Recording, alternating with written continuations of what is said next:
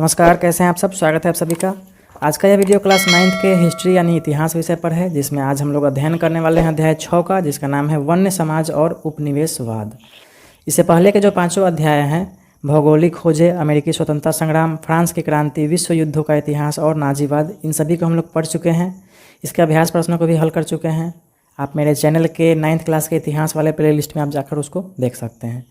तो चलते हैं हम अध्याय 6 वन्य समाज और उपनिवेशवाद पर। तो यही है हमारा अध्याय 6 वन्य समाज और उपनिवेशवाद। वन्य समाज का मतलब होता है ऐसा समाज जो वनों में रहता है, जैसे आदिवासी लोग, जनजातीय लोग, ये लोग वन में रहते हैं। उपनिवेशवाद का मतलब होता है अंग्रेजी शासन।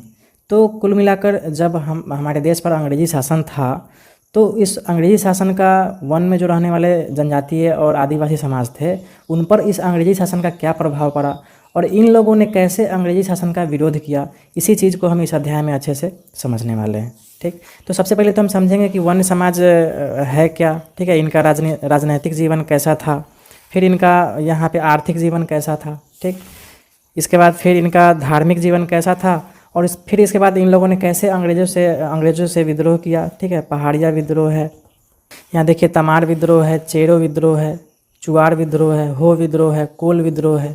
ठीक है, इसके बाद देखिए यहाँ पे भूमिज विद्रोह है, संथाल विद्रोह है, मुंडा विद्रोह है, कंध विद्रोह है। इसके बाद यहाँ पे आपका यह अध्याय खत्म हो जा रहा है। तो कुल मिलाकर इन सभी जितने भी जनजातीय विद्रोह थे, उन सभी विद्रोह को हम लोग इस अध्याय में अच्छे से समझने वाले हैं। ठीक है, इसके बाद अभ्यास प्रश्न है। तो अभ्यास प्रश्नों की संख्या ज़्यादा है, इसलिए हम इस अभ्यास प्रश्नों का जो वीडियो है ये हम अलग से लेकर आएंगे। ठीक है, चलते हैं, शुरू करते हैं अपना अध्याय। प्रारंभ से ही भारत में वन संपदा एक महत्वपूर्ण संसाधन के रूप में रहा है। यानी वन जो है, जंगल, या हमारे भारत देश का महत्वपूर्ण संसाधन है। ठीक है, लगभग 22 से 25% भारत की भूमि वनों से आच्छादित है। मतलब हमारे भारत देश में जितना भी भूमि है, उसका 22 से 25% भूमि जो है वह उस पर वन का विस्तार है। यहाँ पे जो देखिए डाटा है यह क्लियर नहीं है, इसको हम अच्छे से समझते हैं। अगर हम अपने भारत देश में वन की बात करें तो देखिए वन सर्वेक्षण रिपोर्ट 2021 में पिछली बार आया था। ठीक है, इसके अनुसार देश में कुल वन क्षेत्र 80.9 मिलियन हेक्टेयर है, जो देश के कुल क्षेत्रफल का 24.62% है। ठीक है, ये क्लियर डाटा है। हमारे देश में कुल वन कितना है, कितना प्रतिशत है, तो 80.9 मिलियन हेक्टेयर। और अगर प्रतिशत की बात करें तो 24.62%। ठीक है, आप इसको याद कर लेंगे। दूसरा बिंदु है कि क्षेत्रफल के अनुसार भारत में सबसे ज़्यादा वन मध्य प्रदेश में है। इसके बाद दूसरे स्थान पर अरुणाचल प्रदेश तथा तीसरे स्थान पर छत्तीसगढ़ का स्थान है। सबसे ज़्यादा अगर वन की बात की जाए तो सबसे ज़्यादा कहाँ है, मध्य प्रदेश में। ठीक, उसके बाद अरुणाचल प्रदेश और फिर तीसरे स्थान पर छत्तीसगढ़। ठीक, और तीसरा बिंदु में है कि कुल क्षेत्रफल के प्रतिशत के अनुसार सबसे ज़्यादा वन का अगर बात किया जाए तो वह मिजोरम में है। ठीक है, जहां कुल क्षेत्रफल का 84.5% क्षेत्र जो है वह वन से ढका हुआ है। ठीक है, यानी मिजोरम में जितना भी जगह है उसका 84% भाग जो है वह वन से ढका हुआ है। यानी प्रतिशत की बात की जाए तो सबसे ज़्यादा वन कहाँ है, मिजोरम में। ठीक, इसके बाद दूसरे स्थान पर अरुणाचल प्रदेश तथा तीसरे स्थान पर मेघालय का स्थान है, अगर प्रतिशत की बात की जाए तो। ठीक है, और अगर क्षेत्रफल की बात की जाए तो सबसे ज़्यादा वन कहाँ है, मध्य प्रदेश में। ठीक है, आप इसको याद रखेंगे। और हमारे देश में कुल कितना वन है, तो 80.9 मिलियन हेक्टेयर, और प्रतिशत कितना है, तो 24.62%। अब देखिए हमारे भारत में कितना वन है यह तो आपको पता चल गया।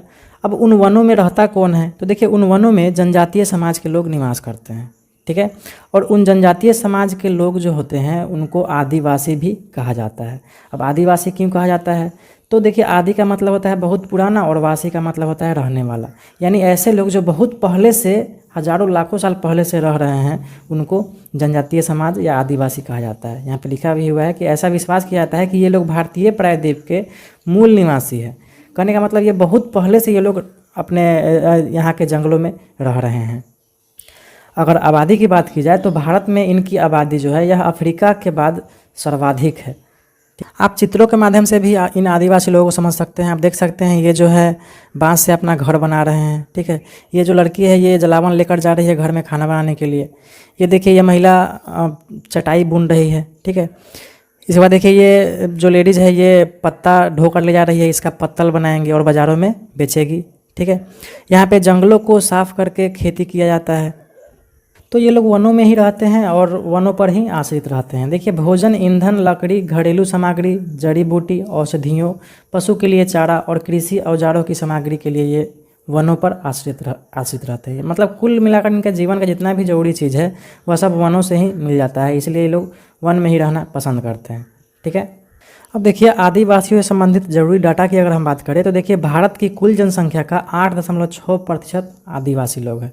ठीक है, अगर 100 आदमी है तो उस 100 आदमी में से 8.6 गो आदमी क्या है, आदिवासी है।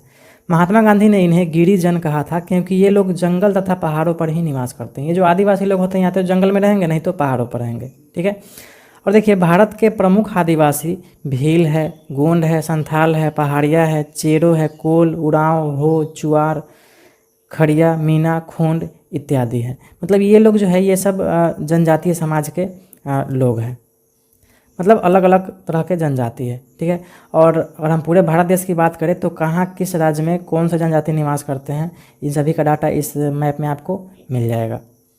जैसे देखिए यहाँ पे झारखंड है, यहाँ पे संथाल है, मुंडा है, उरांव है, निवास करते हैं। ठीक है, यहाँ पे देखिए असम में खासी है, नागालैंड में नागा है। ठीक, यहाँ पे देखिए राजस्थान में सहारिया है और भील जनजाति है। तो इस तरह से किस राज्य में कौन सा जनजाति है आप यहाँ इस मैप से देख सकते हैं। ठीक है, इसको याद भी कर सकते हैं आप। अब आगे हम किताब में देखते हैं। देखिए यहाँ पे महत्वपूर्ण चीज़ है कि भारत में भील सबसे बड़ी जनजाति है। अगर भारत में सबसे बड़ी जनजाति का बात अगर किया जाए, सबसे ज़्यादा मात्रा में कौन सा जनजाति है, तो वो कौन सी जनजाति है, भील जनजाति। यह कहाँ निवास करते हैं, तो मध्य प्रदेश में, आंध्र प्रदेश, गुजरात, कर्नाटक और राजस्थान एवं त्रिपुरा के राज्यों में। ठीक है, भील के बाद दूसरे स्थान पर गोंड का स्थान है। ठीक है, गोंड इस देश की दूसरी सबसे बड़ी जनजाति है जो अधिकांशतः कहाँ पाई जाती है, मध्य प्रदेश में, आंध्र प्रदेश में, महाराष्ट्र एवं गुजरात में। ठीक, और देखिए पहले स्थान पर भील, दूसरे स्थान पर गोंड और तीसरे स्थान पर है यहाँ पे संथाल। ठीक है, संथाल जो है भारत में तीसरी बड़ी जनजाति है जो बिहार, झारखंड, उड़ीसा एवं पश्चिम बंगाल में पाई जाती है। ठीक है, तो अब देखिए जनजातीय समाज और आदिवासी लोगों के बारे में आप अच्छे से समझ चुके हैं डाटा के साथ। ठीक है, अब देखिए उपनिवेशवाद मतलब अंग्रेजी शासन जब हमारे देश में आया तो इस अंग्रेजी शासन का यहाँ के रहने वाले जो वनों में रहने वाले जो लोग जनजातीय समाज के लोग थे, आदिवासी लोग थे, उन पर क्या प्रभाव पड़ा। ठीक है, इसको अब हम आगे समझते हैं। तो देखिए इसको समझने के लिए आपको हम एक उदाहरण समझाते हैं। आप मान लीजिए, ठीक है, आप हैं नहीं लेकिन आप मान लीजिए कि आप किसी जनजातीय समाज में पैदा लिए हैं। ठीक है, मान लीजिए आप किसी आदिवासी घर में पैदा लिए हैं। आपके पिताजी, आपके दादाजी, आपके परदादाजी बहुत दिन पहले से उस जगह पे, उस जंगल में, उस ज़मीन पर रहते आ रहे हैं। ठीक है, और अचानक से एक दिन अंग्रेज आता है और आपको कहता है कि अब तुम यहाँ से हट जाओ, यह सारा ज़मीन मेरा है, अगर तुमको यहाँ रहना होगा तो तुमको मुझे टैक्स देना पड़ेगा। ठीक, तो सोचिए आपको कैसा लगेगा। तो जनजातीय समाज के लोगों के साथ भी ऐसा ही होता है। ये लोग बहुत पहले से वनों में रह रहे होते हैं और अचानक से एक दिन अंग्रेज आता है, इनके सारे ज़मीन को हथिया लेता है और कहता है कि सारा ज़मीन, सारा जंगल मेरा है, अगर तुमको यहाँ रहना होगा तो क्या करना पड़ेगा, टैक्स देना पड़ेगा। ठीक, अब इन लोगों को हो जाता है टेंशन। जब टेंशन होगा तो ये लोग क्या करेंगे, विद्रोह ही करेंगे। तो वही आगे कह रहा है कि इन्हीं अंग्रेज़ों से परेशान होकर इन लोगों ने अंग्रेज़ों के खिलाफ, उपनिवेशवाद के खिलाफ सशस्त्र विद्रोह किए। सशस्त्र का मतलब होता है कि शस्त्र के साथ। ठीक है, इनके पास जो भी शस्त्र था, तीर, धनुष, भाला, फरसा, ठीक है, जो भी इनके पास शस्त्र था, उन शस्त्रों से इन्होंने क्या किया, विद्रोह किया। अब हम चलते हैं आगे अगले पेज पे। देखिए अगले पेज पे है इनका राजनैतिक जीवन कैसा था, इसको हम समझते हैं। तो आप इसको थोड़ा अच्छे से समझिए। देखिए 18वीं शताब्दी में वन्य समाज कबीलों में बटा हुआ था, मतलब छोटे छोटे गाँव में बटा हुआ था। ठीक है, आप आसान भाषा में समझिए, छोटे छोटे गाँव में बटा हुआ था और प्रत्येक कबीला का एक मुखिया होता था, प्रत्येक जनजाति का एक मुखिया होता था। ठीक है, मुखिया बने रहने के लिए उनका युद्ध कुशल एवं सुरक्षा देने के कार्य में सक्षम होना अनिवार्य था। जाहिर सी बात है, जो बलवान होगा, वीर होगा, वही किसी कबीले को संभालेगा, उसका मुखिया का पद संभालेगा। ठीक है, इनकी स्वयं की शासन प्रणाली थी। कहने का मतलब ये लोग खुद अपना नियम कानून बनाते थे। ठीक है, और खुद अपना न्याय करते थे। ठीक, मतलब इनका अपना शासन प्रणाली था। ठीक है, किसी के अंडर में ये लोग नहीं थे। अब आगे देखिए यहाँ पे कुछ उदाहरण भी दिया हुआ है। जैसे बिहार के सिंहभूम में मानिकी व मुंडा प्रणाली चल रहा था। ठीक है, संथाल परगना में माझी व परगनैत प्रणालियाँ आज भी प्रचलित है। बिहार के सिंहभूम में मानिकी और मुंडा, और संथाल परगना में माझी व परगनैत। ठीक है, ये प्रणालियाँ आज भी चल रही है। ठीक है, तो कैसा प्रणाली था समझ में आ गया। छोटा छोटा गांव में बटे हुए थे ये लोग और प्रत्येक गांव का, प्रत्येक समाज का एक कबीलों का एक मुखिया होता था। ठीक है। और वो लोग जो होते थे वो खुद अपना नियम कानून बनाते थे और खुद न्याय करते थे, यानी अपना इनका शासन प्रणाली था, ठीक है। अब देखिए जब अंग्रेज आते हैं तो क्या होता है, अंग्रेजी शासन के समय उनके द्वारा प्रलोभन दिए जाने के कारण अधिक संख्या में ये मुखिया अंग्रेज़ों के हिमायती होने लगे और कठोरता से राजस्व वसूली में उनका साथ देने लगे। यानी इन कबीलों का जो मुखिया था, ठीक है, ये भ्रष्ट होने लगा, मतलब ये लोग अंग्रेज़ों से मिल गया, ठीक है। अंग्रेज़ जो थे इन मुखिया लोगों को प्रलोभन देने लगे, बड़े बड़े प्रलोभन कि हम तुमको घर देंगे, बहुत सारा ऐशो आराम का चीज़ देंगे, तुम बस मेरा साथ दो, ठीक है। और ये जो मुखिया लोग जो थे ये अपने ही समाज के लोगों का खून चूसने लगे, शोषण करने लगे। बाद में धीरे धीरे क्या हुआ, अंग्रेज़ों ने इन्हीं मुखियाओं को क्या कर दिया, ज़मींदार बना दिया, ठीक है। और ये जो ज़मींदार लोग जो जब बन गए तो ये कठोरता से राजस्व वसूली में उनका साथ देने लगे, अंग्रेज़ों का साथ देने लगे, ठीक है। तो आदिवासी लोग के राजनीतिक जीवन में किस तरह परिवर्तन आया आप समझ चुके हैं यहाँ से, ठीक है। अब आगे चलते हैं। देखिए यहाँ पे सामाजिक जीवन था, यहाँ पे मिट गया है, ठीक है। यहाँ राजनैतिक जीवन है उनका और यहाँ पे सामाजिक जीवन। तो राजनैतिक जीवन में आपने समझा कि कैसे अंग्रेज़ों ने इनका जो मुखिया था इसको क्या किया, आपने मिला लिया और इनका शोषण, वही मुखिया इनका शोषण करने लगे। अब देखिए यहाँ पे भी वही बात लिखा है कि लाभ के दृष्टिकोण से उन्होंने, यानी उन्होंने कौन, अंग्रेज़ों ने कबीला के सरदारों को ज़मींदार का दर्जा दे दिया। समाज के अंदर ईसाई मिशनरियों की घुसपैठ को भी बढ़ावा दिया गया। अब देखिए ये ईसाई मिशनरी कौन थे, तो देखिए आदिवासी लोग जो थे वो काफ़ी पिछड़े थे, गरीब थे, अशिक्षित थे, ठीक। तो अंग्रेज़ों ने क्या किया, ईसाई मिशनरियों को वो आदिवासियों के यहाँ भेज दिया कि उनका जो धर्म है ईसाई धर्म में उनको परिवर्तन कर दिया जाए। जितने भी आदिवासी लोग हैं उनको क्या बना दिया जाए, ईसाई बना दिया जाए, ठीक है। और उनको ईसाई बनाने के लिए ईसाई मिशनरी को आदिवासी क्षेत्रों में भेजा गया, घुसपैठ कराया गया। कुल मिलाकर इन सभी चीज़ों से उनकी सामाजिक व्यवस्था अस्त व्यस्त हो गई। जंगल से उनके गहरे रिश्ते भी तोड़ दिया गया, ठीक है। अब जंगल से उनके गहरे रिश्ते कैसे टूटा, तो देखिए जंगलों से लकड़ी जो है यह बहुत ज़्यादा मात्रा में कटाई होने लगा। जब अंग्रेज़ आए तो हमारे देश में बहुत सारा विकास का काम होने लगा, ठीक है। रेलवे, जगह जगह पे रेलवे का पटरी बिछने लगा। तो रेलवे का पटरी बिछाने के लिए उस समय लकड़ी का उपयोग होता था। ट्रेन का जो इंजन डब्बा होता था वह डब्बा बनाने के लिए लकड़ी का प्रयोग होता था। तो जंगलों की जो कटाई है वह अंधाधुंध रूप से शुरू हो गई। तो जंगलों की कटाई शुरू हो गई, इनका घर ज़मीन छीन लिया गया, ठीक है। इनको वहाँ रहने के लिए, खेती किसानी करने के लिए टैक्स देना पड़ने लग गया आदिवासी लोगों को, ठीक है। तो इससे, इन सभी चीज़ों से क्या हुआ, इनका जो सामाजिक जीवन था वह अस्त व्यस्त हो गया, ठीक। इसके बाद देखिए आगे कह रहा है कि इन लोगों का सामाजिक जीवन में एक चैत्र शुक्ल तृतीया तिथि को उनका सबसे महत्वपूर्ण पर्व सरहुल मनाया जाता था, जो आज भी प्रचलित है। आप इस फोटो में भी देख सकते हैं, झारखंड के जो मुख्यमंत्री हेमंत सोरेन वो इस फोटो को शेयर किए थे सरहुल पर्व जब हुआ था तब, ठीक है। तो आज भी यह काफ़ी महत्वपूर्ण त्यौहार है जो आदिवासी लोग मनाते हैं, ठीक है। उस त्यौहार का क्या नाम है, सरहुल। कब मनाया जाता है, चैत्र शुक्ल तृतीया तिथि को, ठीक। और ये जो आदिवासी लोग थे इनको नृत्य करने में काफ़ी मज़ा आता था, खूब ये लोग नृत्य करते थे और इन लोगों को छोटा मोटा शिकार करने में भी खूब मन लगता था, ठीक है। यहाँ पे दिया भी हुआ है। इनका महत्वपूर्ण शौक था क्या, यहाँ देख सकते हैं, इनका मुख्य शौक और मनोरंजन का साधन हिरन, तीतर और छोटे मोटे पशुओं का शिकार करना था। और फिर नाच और गाना इनका महत्वपूर्ण शौक था, ठीक है। वही चित्र यहाँ पे दिया हुआ है। अब चलते हैं आगे, हम इन आदिवासियों के आर्थिक जीवन को समझते हैं, ठीक है। सामाजिक और राजनीतिक जीवन समझ चुके हैं, अब आर्थिक जीवन को समझते हैं। देखिए वन्य समाज के आर्थिक जीवन का आधार कृषि था, ठीक है।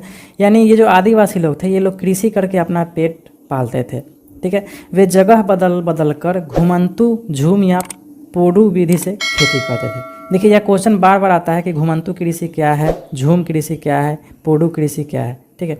यह तीनों एक ही चीज़ है। असल में देखिए ये जो जनजातीय लोग थे ये लोग जो जंगल में रहते थे, जंगल में तो खेत होता नहीं है, तो ये लोग क्या करते थे, छोटा छोटा क्षेत्र को यानी जंगल को क्या करते थे, साफ़ कर देते थे, यानी काट कूट के हटा के वह उसको खेत बना देते थे, ठीक है। और उस खेत में खेती कर लेते थे 2-3 साल, और 2-3 साल ही उसमें खेती होता था। उसके बाद वहाँ का जो मिट्टी होता था उसका पौष्टिक तत्व खत्म हो जाता था, ठीक है। 2-3 साल के बाद वहाँ पर खेती नहीं होता था। तो फिर क्या करते थे वे आदिवासी लोग, 2-3 साल के बाद फिर दूसरे जंगल को साफ़ करते थे, वहाँ खेती करते थे, ठीक। इसी को कहते हैं घुमंतु कृषि या झूम कृषि, ठीक। यहाँ पे लिखा भी है कि जब उन्हें लगता था कि अब उनके खेत अब उपजाऊ नहीं रह गए हैं, तब वे क्या करते थे, जंगल के दूसरे हिस्से को साफ सफाई कर फिर नई ज़मीन तैयार कर लेते थे। ठीक है, खेती की इस व्यवस्था से अंग्रेज़ों को लगान निश्चित करने में और वसूली करने में काफ़ी मुश्किलों का सामना करना पड़ता था। अतः अंग्रेजी सरकार ने इस पर रोक लगा दी। ठीक है, अब देखिए आदिवासी लोग का एक ही आधार था जीवन का, कृषि खेती। उसी से वे लोग अनाज उत्पादन करके साल भर खाते थे।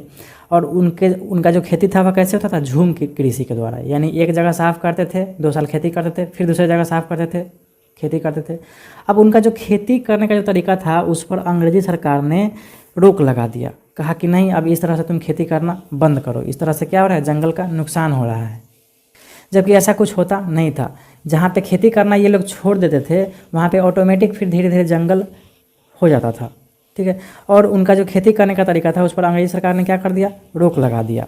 अब आप ही सोचिए, इनके जीवन का आर्थिक आधार एक ही था खेती, और उस पर भी अंग्रेज़ों ने रोक लगा दिया, तो वो कैसे अपना जीवन चलाएंगे। ठीक है, आगे देखिए क्या कह रहा है कि आदिवासियों में खेती के अलावा, खेती ही नहीं करते थे, इसके अलावा भी अन्य उद्योग धंधे का भी प्रचलन था उन लोगों में। क्या क्या था, तो हाथी दाँत। ठीक है, ये हाथी दाँत देखिए, हाथी का ये दाँत होता है, ये काफ़ी महंगा बिकता था पहले। बड़े बड़े लोग जो होते थे शौक के लिए इसको खरीदते थे, तो वे लोग हाथी दांत बेचते थे। ठीक है, बांस का उद्योग करते थे, जंगल में बांस बहुत ज़्यादा मात्रा में होता था, बांस तो जानते ही हैं आप। मसाले का उद्योग करते थे, मसाला भी जंगल में होता है। रेशे का उद्योग करते थे। ठीक है, और रबर का भी उद्योग करते थे। रबर जो है जंगलों में खूब निकलता था, इसका एक पेड़ होता है। ठीक है, और जैसे ताड़ी खजूर से निकलता है या फिर तार से, वैसे ही रबर का पेड़ में क्या कर दिया था, उसका जो तना होता है उसको छील कर रबर का जो रस होता है उसको निकाला जाता है और उसी से फिर रबर का उत्पादन किया जाता है। ठीक है, इसके अलावा भी देखिए लाह का वे लोग व्यापार करते थे, उत्पादन के साथ साथ व्यापार भी करते थे। लाह कैसे बनता है, तो देखिए लाह का एक कीड़ा होता है। ठीक है, और उन कीड़ों से लाह का उत्पादन किया जाता था। ठीक है, आगे है देखिए, ये लोग तसर का भी उत्पादन करते थे। तसर जो है यह रेशम हुआ। ठीक है, इसमें आप कंफ्यूज नहीं होंगे, तसर जो है ये रेशम उत्पादन से संबंधित है। यह एक प्रकार का रेशम है तसर। ठीक है, तो इन चीज़ों का ये लोग उद्योग करते थे, जनजातीय लोग। इसके बाद देखिए, अंग्रेज़ों ने रेल की पटरी एवं रेल के डिब्बे की सीट बनाने के लिए जंगलों की कटाई शुरू कर दी। कहने का मतलब है कि खेती पर तो रोक लगा ही दिया अंग्रेज़ों ने, और ये जंगल में ये लोग जो दूसरे उद्योग धंधे करते थे उस पर भी इसका असर होने लगा, क्योंकि ये अंग्रेज़ लोग जो थे ये लोग जंगलों की अंधाधुंध कटाई शुरू कर दी। ठीक है, इससे आदिवासियों का जो जनजीवन है वह अस्त व्यस्त हो गया। ठीक है, उसके बाद देखिए, डायट्रीज बैडिस नामक जर्मन वन विशेषज्ञ ने 1864 में वन सेवा की स्थापना की तथा 1865 में भारतीय वन अधिनियम पारित कर दिया। अब देखिए, 1865 में जब भारतीय वन अधिनियम पारित हुआ तो इसे आदिवासियों को क्या समस्या है आप समझिए आगे। आदिवासियों के लिए पेड़ों की कटाई पर रोक लगा दिया गया एवं जंगल को लकड़ी उत्पादन के लिए सुरक्षित किया गया। ठीक, अब देखिए, आदिवासियों को आपने खेती करने से रोक दिया। ठीक है, उद्योग धंधा आपने बंद कर दिया। अब आदिवासी लकड़ी से अपना घर बनाते थे, अपना खाना बनाते थे, उनका जो भी काम था वो जंगलों की लकड़ी से ही होता था। उस पर भी अंग्रेज़ों ने उनको रोक लगा दिया कि अब तुमको जंगल से पेड़ भी नहीं काटना है। ठीक, इसके बाद देखिए आगे क्या हो रहा है। अंग्रेजी सरकार ने यहाँ के ज़मीन से अब राजस्व प्राप्त करने के लिए ज़मींदारी व्यवस्था लागू कर दी। अभी पढ़ा ही आपने कि जो कबीलों का जो मुखिया होता था उसी को क्या कर दिया अंग्रेज़ों ने, ज़मींदार बना दिया। ठीक, अब ज़मींदार, महाजन और साहूकारों द्वारा ये आर्थिक शोषण का शिकार होने लगे। धीरे धीरे वे किसान से मजदूर होते गए। कौन, आदिवासी लोग पहले किसानी करते थे, उसके बाद मजदूरी करने लगे, और फिर धीरे धीरे उनकी आर्थिक स्थिति बद से बदतर होती चली गई। उन्हें कहीं न्याय नहीं मिलता था। वे पुलिस के यहाँ भी जाते थे तो पुलिस भी उनका मदद नहीं करता था, उल्टे वह महाजनों का ही साथ देता था। ठीक है, कर्ज के बदले उनके खेत, मवेशी आदि सभी को महाजनों ने क्या कर लिया, हड़प लिया। ठीक है, ऐसे में कभी कभी इन आदिवासियों को स्वयं को भी गिरवी रखना पड़ता था। तो इस तरह से आप समझिए, आदिवासियों का जो जीवन था वह एकदम से बेकार कर दिया इन अंग्रेज़ों ने। अब जब आदिवासियों का जीवन बेकार हो गया, अस्त व्यस्त हो गया, तब वे लोग संगठित होना शुरू हो गए। ठीक है, ऐसी परिस्थिति में उन्होंने वर्ग के आधार पर नहीं बल्कि जातीय आधार पर संथाल, कोल, मुंडा आदि के रूप में अपने आप को संगठित किया। ठीक है, परंतु इस संगठन के द्वारा कभी भी उन्होंने अपने समूह पर आक्रमण नहीं किया। देखिए यह लाइन कितना इम्पोर्टेंट, कितना अच्छा लाइन है। हमारे भारत देश में इतने रजवाड़े थे, ठीक है, वे अंग्रेज़ों के शासन से पहले खूब एक दूसरे से लड़ाई झगड़ा करते थे, छोटा छोटा बात पर लड़ाई झगड़ा करते थे। लेकिन ये जो लोग थे, जनजातीय समाज के लोग जो थे, इतने अलग अलग तरह का इनका संगठन था। संथाली संगठन अलग था, कोल का संगठन अलग था, मुंडा का संगठन अलग था। ये लोग कभी भी अपने समूह पर आक्रमण नहीं किया, कभी भी एक दूसरे से लड़ाई झगड़ा नहीं किया। अब चलिए इसके बाद है धार्मिक जीवन। उनका धार्मिक जीवन कैसा था, इसको हम समझते हैं। तो देखिए, आदिवासियों का जीवन कैसा था आप तो समझ ही चुके हैं, ठीक है। शिक्षा देने और लोगों को सभ्य बनाने के उद्देश्य से ईसाई मिशनरियों का घुसपैठ जनजातीय क्षेत्रों में कराया, ताकि उनके प्रवेश को एक उचित माध्यम मिल जाए। अंग्रेज़ों ने क्या किया, जितने भी जनजातीय समाज के लोग जहाँ जहाँ रह रहे थे वहाँ पे ईसाई मिशनरियों को भेजा। ईसाई मिशनरियों क्यों भेजा, ताकि उन आदिवासी लोगों को ईसाई धर्म में परिवर्तन करा दिया जाए, ठीक है। कालांतर में ये पादरी आदिवासी धर्म एवं संस्कृति की आलोचना करने लगे। पादरी मतलब जैसे आपके हिंदू में पंडित होते हैं, मुस्लिम में मौलवी होते हैं, उसी तरह ईसाई में पादरी होते हैं, ठीक है। और यही पादरी लोग जो है, ये लोग आदिवासी क्षेत्रों में जाकर धर्म परिवर्तन करा रहे थे इन लोगों का, ठीक है। जितने भी आदिवासी लोग थे उनको ईसाई धर्म में परिवर्तन करवा रहे थे। तो कालांतर में ये पादरी आदिवासी धर्म एवं संस्कृति की आलोचना करने लगे, ठीक है। ये जो आदिवासी लोगों का जो अपना संस्कृति था, उनका अपना धर्म था, उसकी आलोचना करने लगे ये पादरी लोग, ठीक है। और उनका धर्म परिवर्तन करना शुरू कर दिया, आरंभ कर दिया। देखिए आगे, बड़ी संख्या में आदिवासियों ने ईसाई धर्म को अपनाया और अपनी स्थिति में सुधार की, ठीक है। ऐसे ही वे लोग आदिवासी धर्म में नहीं परिवर्तन करते थे, उनको बहुत सारा प्रलोभन देते थे कि तुम आदिवासी है, तुम ईसाई धर्म में बदल जाओ, तुमको हम ये देंगे वो देंगे, ठीक है।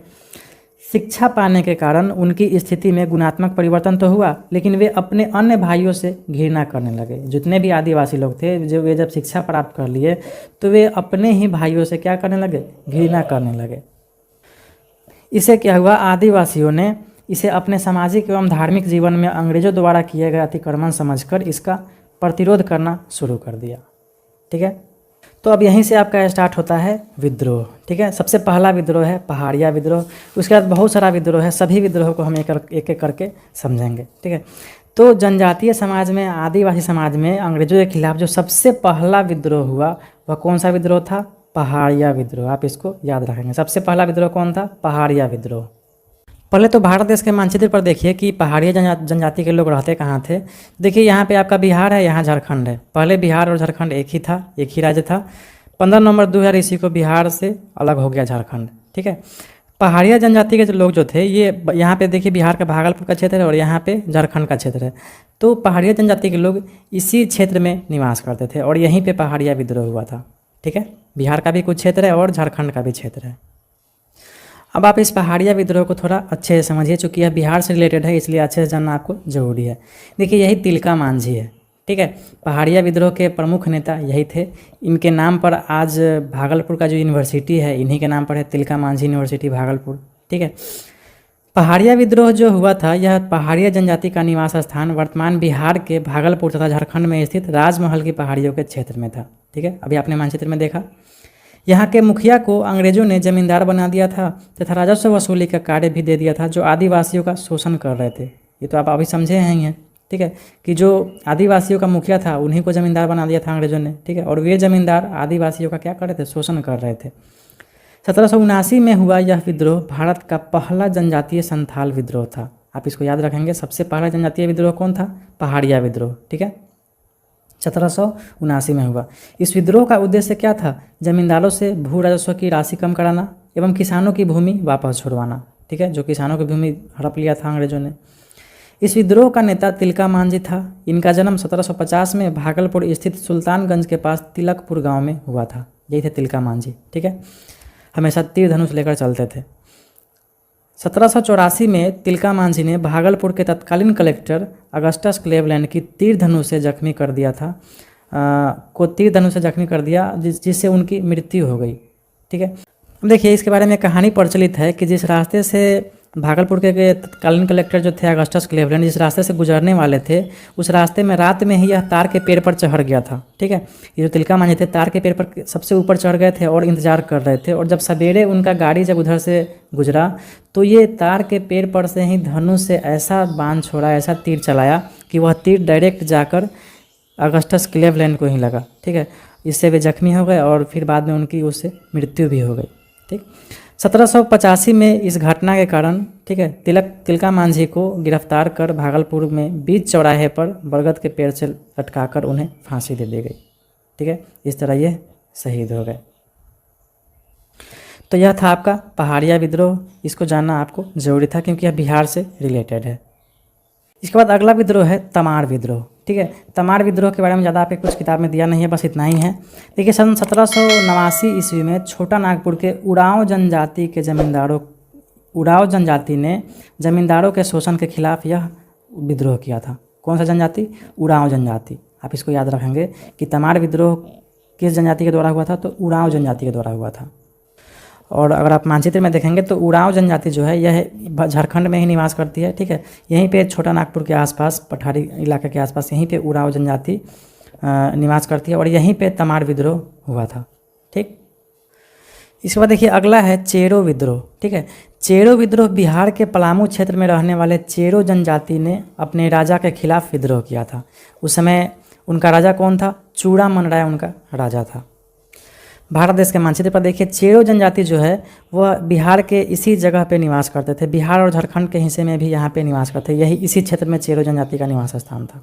ठीक, बिहार के पलामू के क्षेत्र में और झारखंड के भी कुछ क्षेत्र में ये लोग रहते थे। ठीक है, और उस समय उनका राजा कौन था? चूड़ामन राय। और इन्हीं के विरोध में इन लोगों ने यह विद्रोह किया था। ठीक है, किसके नेतृत्व में? भूषण सिंह के नेतृत्व में। ठीक है, इनका नेता कौन था? भूषण सिंह। अंत में क्या हुआ? अंग्रेजों ने इस विद्रोह को दबा दिया और 1802 में भूषण सिंह को फांसी दे दी गई। ठीक है, इस तरह से यह जो चेरो विद्रोह था यह खत्म हो गया। इसके बाद अगला है चुआड़ विद्रोह। चुआड़ जनजाति जो है यह पश्चिम बंगाल में, आज के पश्चिम बंगाल यानी बंगाल में निवास करती है। ठीक है, चुआड़ जनजाति तत्कालीन बंगाल प्रांत के मिदनापुर, बांकुड़ा, मानभूम आदि क्षेत्रों में पाई जाती थी। ठीक है, करणगढ़ की रानी शिरोमणि के नेतृत्व में चुआड़ों ने विद्रोह का झंडा खड़ा किया था। इन चुआड़ों का नेता कौन था? रानी शिरोमणि। ठीक है, 1798 में यह जो विद्रोह था यह चरमोत्कर्ष पर था और सरकार ने 6 अप्रैल 1799 को रानी शिरोमणि को गिरफ्तार कर कलकत्ता जेल भेज दिया। उसके बाद यह जो विद्रोह था यह धीरे धीरे कम होने लगा। इसके बाद अगला विद्रोह है हो विद्रोह। हो विद्रोह जो है 1820 से 21 में छोटा नागपुर के ही सिंहभूम जिले में हुआ था। ठीक है, यह छोटा नागपुर का जो सिंहभूम जिला है आपको झारखंड में पड़ेगा, अभी का झारखंड में। ठीक, यहाँ का राजा जगन्नाथ सिंह था, इन्हीं के विरोध में यह विद्रोह हुआ था। ठीक है, और हो जनजाति के लोग जो थे वही लोगों ने इनका विद्रोह किया था। आगे चलकर अंग्रेज़ों ने इसे भी दबा दिया और फिर आगे चलकर यह जो विद्रोह था यह मुंडा विद्रोह में शामिल हो गया। ठीक, चलिए अगला जो विद्रोह है यह है कोल विद्रोह। देखिए, यह जो कोल विद्रोह था, ठीक है, यह छोटा नागपुर के क्षेत्र में हुआ था। ठीक है, छोटा नागपुर का क्षेत्र मतलब समझ गए आप, झारखंड के क्षेत्र में। ठीक, अभी का अगर बात करें तो झारखंड के क्षेत्र में यह पड़ेगा। कोल विद्रोह की शुरुआत छोटा नागपुर क्षेत्र के मुंडा, उराव एवं अन्य जनजातियों द्वारा 1831 में हुआ था। ठीक है, लेकिन मुख्य रूप से इसमें कौन से जनजाति शामिल थे? मुंडा जनजाति और उराव जनजाति। ठीक, चलते हैं इसके बाद अगले पेज पे। देखिए, इस विद्रोह का एक परिणाम यह हुआ कि कोलों के लिए शोषण विहीन समाज की स्थापना हेतु साउथ वेस्ट फ्रंटियर एजेंसी कायम की गई और फौजदारी न्यायालय को सरल एवं सहज बनाने का आश्वासन दिया गया। ठीक है, आगे चलकर ये कोल भारत की स्वतंत्रता आंदोलन में प्रेरणा के महत्वपूर्ण स्रोत के रूप में साबित हुए। यानी इन्हीं से प्रेरणा लेकर भारत के बहुत सारे नेताओं ने स्वतंत्रता के लिए भी आंदोलन किया। ठीक है, अब देखिए थोड़ा मैप पर समझिए, यह कोल विद्रोह जो था यह थोड़ा बड़ा विद्रोह था क्योंकि यह कुछ ज़्यादा क्षेत्र में फैला हुआ था। देखिए, यहाँ पे बिहार का यह जो क्षेत्र था, फिर झारखंड का यह पूरा क्षेत्र जो था यह कोल विद्रोह से ग्रसित था। मतलब इन पूरे क्षेत्र में कोल विद्रोह जो था यह चल रहा था। इसके बाद आपका अगला है भूमिज विद्रोह। ठीक है, सन 1832 ईस्वी में वीरभूम के जमींदारों ने, देखिए यह वर्तमान पश्चिम बंगाल में पड़ेगा। ठीक है, सन 1832 में वीरभूम के जमींदारों के पुत्र गंगा नारायण के नेतृत्व में यह भूमिज विद्रोह की शुरुआत हुई थी। ठीक है, यह गंगा नारायण हंगामा के नाम से भी इतिहास में जाना जाता है। ठीक है, बाद यह भी किसके लिए हुआ था? तो यह अधिक राजस्व के लिए हुआ था। अंग्रेज जो थे वह बहुत ज़्यादा मात्रा में राजस्व ले रहे थे, उसी कारण यह विद्रोह हुआ था और इसमें कोलो और हो ने भी इनका साथ दिया था। ठीक है, फिर धीरे धीरे अंग्रेज़ों ने इस विद्रोह को भी दबा दिया। ठीक, चलिए देखिए अगला संथाल विद्रोह जो है यह काफ़ी महत्वपूर्ण विद्रोह है। यहाँ दिया भी हुआ है कि आदिवासियों द्वारा किए गए विद्रोह में संथाल विद्रोह बहुत महत्वपूर्ण था, क्योंकि विद्रोह की पहली शुरुआत इसी क्षेत्र के लोगों द्वारा की गई। ठीक है, आगे चलकर यह 1857 ईस्वी की क्रांति को प्रभावित किया। 1857 का जो महान क्रांति था उसको प्रभावित किया था इस संथाल विद्रोह ने। ठीक है, इसीलिए यह काफ़ी महत्वपूर्ण विद्रोह है। भागलपुर से राजमहल के बीच का जो क्षेत्र था, जो दामन एक कोह के नाम से जाना जाता था, आज के डेट में यह बिहार और झारखंड दोनों क्षेत्र में पड़ता है। ठीक है, यह संथाल बहुल क्षेत्र था और यहीं पे यह विद्रोह शुरू हुआ था। ठीक है, संथालों को उत्प्रेरित करने का कार्य भगनाडीह गांव के चुलू संथाल के 4 पुत्र सिद्धू, कान्हू, चांद और भैरव, इन्हीं चारों ने इस संथाल विद्रोह का जो आग है वह भड़काया था। ठीक है, आगे देखिए सिद्धू और कान्हू ने स्वतंत्रता की घोषणा भी कर दी। ठीक है, यह विद्रोह इतना आगे बढ़ गया कि इन लोगों ने अपने आप को स्वतंत्र कर दिया। कहा कि अब हमारे ऊपर कोई सरकार नहीं है, कोई हाकिम नहीं है, संथाल राज्य स्थापित हो गया है। इन आदिवासियों ने मिलकर गांवों में जुलूस भी निकालने लगे। ठीक है, यही थे सिद्धू। ठीक है, विद्रोह का आरंभ डीसी नामक स्थान में अत्याचारी दरोगा महेश लाल की हत्या से आरंभ हुआ। ये बहुत ही अत्याचारी दरोगा थे महेश लाल, इन्हीं का हत्या हुआ। उसी के बाद यह संथाल विद्रोह जो है यह शुरू हो गया। उसके बाद सिद्धू और कान्हू ने स्वतंत्रता की घोषणा कर दी। कहा इन्होंने कि अब हमारे ऊपर कोई नहीं है, हम ही सरकार है, हमारा राज्य अपना राज्य। ठीक है, आगे देखिए आदिवासियों ने इस तरह से संगठित विद्रोह से आदिवासियों के इस तरह से संगठित विद्रोह से अंग्रेज डर गए और वे कलकत्ता तथा पूर्णिया से सेना बुलाकर इस विद्रोह को कुचल डाले। ठीक है, अंग्रेजों को सेना बुलाना पड़ा दूसरे जगह से, ध्यान दीजिए। कान्हू सहित 5000 से भी अधिक संथाल मार दिए गए। ठीक है, सिद्धू और अन्य नेता जो थे इस विद्रोह के उसको गिरफ्तार कर लिया गया। ठीक है, विद्रोह जो है यह कुल मिलाकर असफल हो गया। असफल होने का मुख्य कारण यह था कि इनके पास लड़ाई करने का आधुनिक तकनीक इनके पास नहीं था, इन आदिवासियों के पास। ठीक है, ये अधिकांशतः क्या करते थे, तीर धनुष से ही लड़ाई करते थे। ठीक है, अब देखिए इस विद्रोह का परिणाम क्या हुआ। 1885 ईस्वी में अधिनियम 37 पारित करना पड़ा अंग्रेजों को। ठीक है, इसके अनुसार संथाल परगना जिला बनाकर उसे बहिर्गत क्षेत्र यानी एक्सक्लूडेड एरिया घोषित कर दिया गया और इसको प्रत्यक्ष रूप से गवर्नर जनरल के शासन के अधीन रखा गया। ठीक है, ये जो संथाल था, संथाल परगना अलग एगो जिले बना दिया गया। ठीक है, और इसको बहिर्गत क्षेत्र घोषित किया गया और इसका शासन डायरेक्ट कहाँ से होने लगा, गवर्नर जनरल के द्वारा। ठीक, तो यह था आपका संथाल विद्रोह। आगे देखिए अगला है आपका मुंडा विद्रोह। ये थे बिरसा मुंडा, इन्हीं के नेतृत्व में यह हुआ था। देखिए सन 1899 से 1900 में छोटा नागपुर में मुंडा आदिवासियों ने उपनिवेशवाद का विरोध किया। उपनिवेशवाद मतलब अंग्रेजों का विरोध किया। किन्होंने, मुंडा आदिवासियों ने। ठीक है, कहाँ, छोटा नागपुर, यह अभी झारखंड में पड़ेगा आपको। ठीक है, पहले तो बिहार में ही था लेकिन अभी झारखंड में पड़ेगा। इस विद्रोह का नेतृत्व बिरसा मुंडा ने किया था। ये थे बिरसा मुंडा। इनका जन्म 15 नवंबर 1874 को पलामू जिले के तमाड़ के निकट उली हाथू नामक गाँव में हुआ था। आप इसको याद रखेंगे, 15 नवंबर 1874 को कहाँ, पलामू जिले के उली हाथू नामक गांव में। ठीक, देखिए इस पर धर्म का बहुत बड़ा प्रभाव था इस बिरसा मुंडा पर। इन्हें ईश्वर पर भी अटूट विश्वास था। 1895 ईस्वी में उसने अपने आप को ईश्वर का दूत घोषित कर दिया। कौन, बिरसा मुंडा। आगे कह रहा है, देखिए 25 दिसंबर सन 1899 को उसने ईसाई मिशनरियों पर आक्रमण किया। ये जो ईसाई मिशनरी जो थे, ये जो आदिवासी लोगों को ईसाई धर्म में परिवर्तन करा रहे थे, इन पर आक्रमण किया इन्होंने। कौन, बिरसा मुंडा ने। 8 जनवरी सन 1900 ईस्वी को ब्रिटिश सरकार द्वारा इस विद्रोह को बुरी तरह कुचल दिया गया। ठीक है, बिरसा मुंडा की गिरफ्तारी के लिए सरकार की तरफ से 500 रुपये के इनाम की घोषणा की गई। परिणाम स्वरूप 3 मार्च सन 1900 को बिरसा मुंडा गिरफ्तार कर लिया गया और रांची जेल में जून में हैजा से उनकी मृत्यु हो गई। ठीक, अब देखिए इस मुंडा विद्रोह का प्रभाव क्या हुआ। तो यहाँ देखिए आगे चलकर यही आंदोलन स्वतंत्रता आंदोलन में भाग ले रहे ताना भगत के आंदोलन सन 1914 का प्रेरणा स्रोत बना। ठीक है, आज़ादी के लिए स्वतंत्रता आंदोलन हुआ था उसमें ताना भगत आंदोलन काफ़ी महत्वपूर्ण था। ठीक है, और यह जो ताना भगत आंदोलन था यह कहाँ से प्रेरणा लिया था, इसी मुंडा विद्रोह से। ठीक है, इसके बाद देखिए अगला क्या हुआ। आदिवासियों के लिए कई सुधारात्मक कदम भी उठाए गए सरकार के द्वारा इस मुंडा विद्रोह के बाद। ठीक है, इसके बाद आपका अगला जो विद्रोह है यह है कंध विद्रोह। ठीक है, कंध जनजाति उड़ीसा राज्य में निवास करते थे। ठीक है, उड़ीसा राज्य का कंध विद्रोह भी बहुत महत्वपूर्ण है। कंध आदिवासी विशाल पहाड़ी क्षेत्र में रहते थे जो तत्कालीन मद्रास प्रांत तथा बंगाल तक फैला था। देखिए ये बहुत ज़्यादा दूर तक फैले हुए थे, मद्रास और बंगाल दोनों प्रांत में इनका निवास था। ठीक है, इस जाति में विपत्तियों एवं आपदाओं से मुक्ति प्राप्त करने के लिए मड़ियाह प्रथा का प्रचलन था। यह मड़ियाह प्रथा क्या था?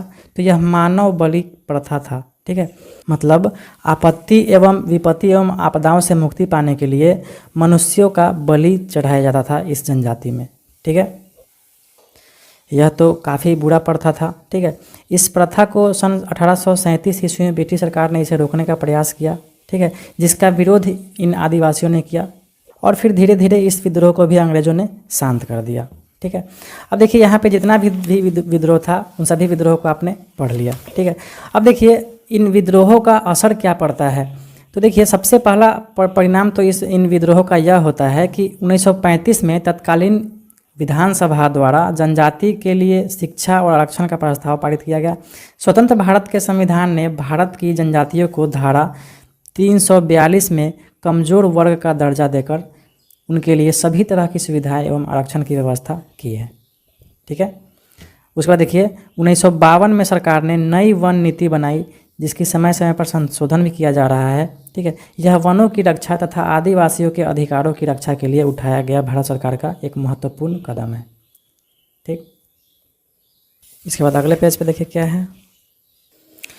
आगे देखिए मध्य प्रदेश राज्य का पुनर्गठन करके 1 नवंबर 2000 ईस्वी को आदिवासी बहुल क्षेत्र का एक पृथक राज्य छत्तीसगढ़ बनाया गया। ठीक है, इन विद्रोहों का ही यह असर था कि मध्य प्रदेश जो राज्य था वह बहुत बड़ा राज्य था, उसमें जितने भी आदिवासी लोग जो रहते थे, छत्तीसगढ़ में मुख्य रूप से आदिवासी लोग रहते थे, तो छत्तीसगढ़ को मध्य प्रदेश से काट कर एक अलग राज्य ही बना दिया गया। ठीक है, कब? 1 नवंबर 2000 ईस्वी को। ठीक उसी तरह बिहार को भी काट के झारखंड बनाया गया। 15 नवंबर 2000 ईस्वी को बिहार राज्य का पुनर्गठन करके आदिवासी बहुल क्षेत्र, मतलब जिस क्षेत्र में ज़्यादा आदिवासी लोग रहते थे, झारखंड क्षेत्र में रहते थे, तो झारखंड को अलग राज्य बना दिया गया। कब? 15 नवंबर 2000 ईस्वी को। और छत्तीसगढ़ कब बना मध्य प्रदेश से अलग होकर? 1 नवंबर 2000 ईस्वी को।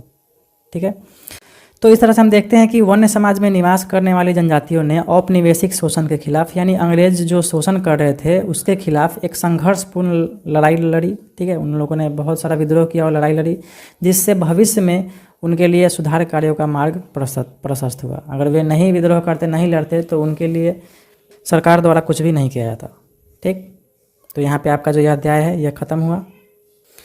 इसके बाद देखिए अभ्यास प्रश्न है, तो इन अभ्यास प्रश्नों को हम अगले वीडियो में हल करेंगे। बहुत ज़्यादा प्रश्न है, तो इसी वीडियो में अगर हम ऐड करेंगे तो ज़्यादा लंबा हो जाएगा। ठीक, तो इस वीडियो को हम यहीं तक रहने देते हैं। आप फिर से अपने किताब को पढ़ें, अच्छे से इस वीडियो को देखें। ये वीडियो अगर अच्छा लगा तो कृपया वीडियो को लाइक करें, कुछ कहना चाहते हैं तो कमेंट करें और मेरे चैनल को सब्सक्राइब कर ले और बेल नोटिफिकेशन आइकन दबा ले ताकि हर नया वीडियो आप तक पहुँचता रहे। ठीक है, पढ़ते रहें और खुश रहें।